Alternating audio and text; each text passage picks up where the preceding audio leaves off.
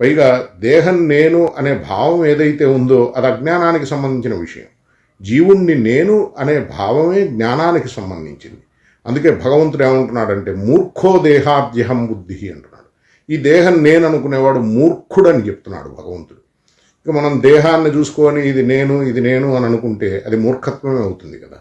ఈ దేహం నేను కాదు, ఈ దేహంలో ఉన్న దేహిని నేను అనే జ్ఞానాన్ని మనకు కలిగించేదే ఆధ్యాత్మికత.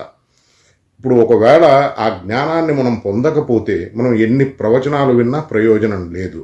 ఎన్ని విషయాలు తెలుసుకుంటున్నాం అనుకున్నా కానీ దానివల్ల మనకు ఎలాంటి లాభము కలగదు.